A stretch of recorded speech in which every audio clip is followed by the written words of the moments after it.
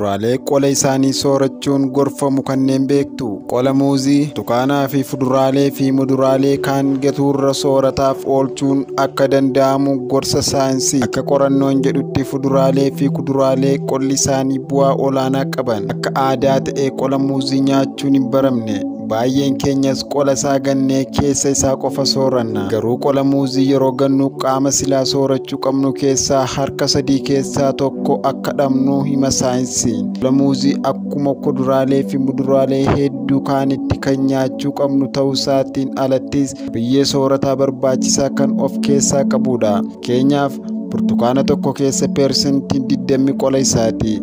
Qorannoon bara 2018tti Awurooppaatti hojjetame tokko akka jedhutti qora burtukaanaa naannoo toonii miliyoona 15.1 kan silaa soorata ta'uu qabutu balfate eegatameera jedha. Kunis bineensa addunyaa irratti isa hunda caalaa guddaa Blue Whale jedhamuun 80tti dhiyaatuun walqixa. Duraan kiiw jedhamu tokko keessa ammoo dhibbentaan 9 hanga 13 qola isaati. Duraan Roomaa jedhamus akkasuma qolli isaa faayidaa qaba. Addunyaa irratti waggaa waggaatti nyaanni faayidaa irra oolfamu qabu keessaa harka 3 keessaa tokko ni bada yookaan immoo ni gatama. Waggaatti soorata tooniin biliyoona 1.3ti. Nyaanni gatamuu fi qisaasamuu kaanis gaasii qilleensa baramaa addunyaa faalan keessaa persentii 8 kan ta'u gumaacha. Ammoo faalama aara karaa balallii xiyyaaraatiin gadhiifamu dachaa 3 ta'a. Nyaanni bakka balfaan itti kuufamutti gataman ammoo gaasii kaarboon daayooksaayidii harka 80 caalaa summaa meetiinii jedhamuun qilleensa irratti gadhiisa. Kanaafuu nyaata gara bakka kuusaa balfaatti gatuurra kompoositii gochuun fayyadamuun hanga meetiinii gara qilleensaatti gadhiifamuu hir'isuuf ni gargaara. Wanti nuti akka balfaatti yaannu gonnu baay'een isaa guutummaatti nyaatamuu kan danda'udha. Indaastirii nyaataa qola gatuurra kaayyoowwan gara biraarra oolchuun eegaleera. Soolataa fi annisaa qora fuduraalee keessa jiru sirnaan fayyadamuuf yaalamaa jira. Garuu mana keenya keessatti qolli akka hin qisaasamneef faayidaarra oolchuuf maal gochuu dandeenya?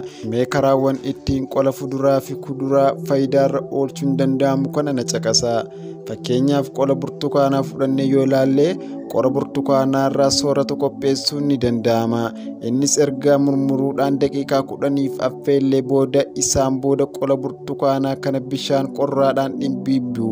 Kana yeroo 3 irra deddeebiin kan raawwatan yoo ta'u dhaawwan qola burtukaanaa akka badu taasisa. Booda sukkaaraa fi bishaaniin makuudhaan haala akkasiitiin qola burtukaanaa irratti waan mataatti dibatamu kan akka malmalaataa hojjechuun ni danda'ama.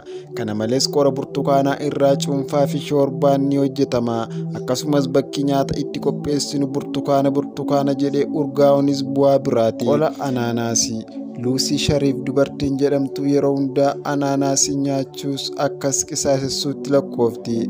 Kan nyaatamurra kan gatamutu baay'ata fakkaata jetti. Meeksikoo seena qabeessa otoo warri Ispeen biyya sanaan hin qaqqabamin dura dhugaatii teepechee jedhamu qabu. Dhugaatiin kun qola anaanaasii akka balfaatti gatamullee osoo hin hambisiin hundasaa faayidaaf oolcha. Kunis immoo akka dawwaatti ilaalama. Dhugaatii kana akka salphaatti qopheessuutu danda'ama. Adeemsa raacitaa'u yeroo darbutti qabiyyeen alkoolii dhibbentaa 1 ta'uu ni qabata. Dhugaatiin kun adaduma turuun qabiyyeen alkoolii isaatiin ni dabala. Qolli anaanaasii faayidaa kanaaf ni oola. Inni biraan qola jinjibilaati. Qolli jinjibilaa yeroo hedduu akka balfaatti gatama.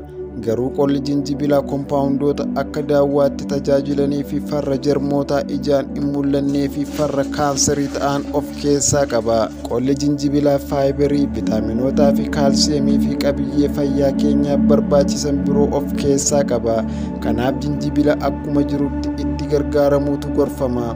Akaakuun dabaaqulaa afaan Ingiliziitiin buuternat jedhamu yeroo hedduu qolli irraa baafamuutu soorataaf oola. Haa ta'u malee qolli isaa soorataaf ni oola.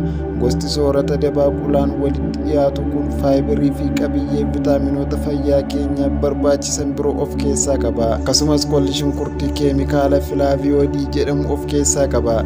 Keemikaalli kun amala farra gubaatii qaamaa fi akka dawwaatti tajaajilu qaba.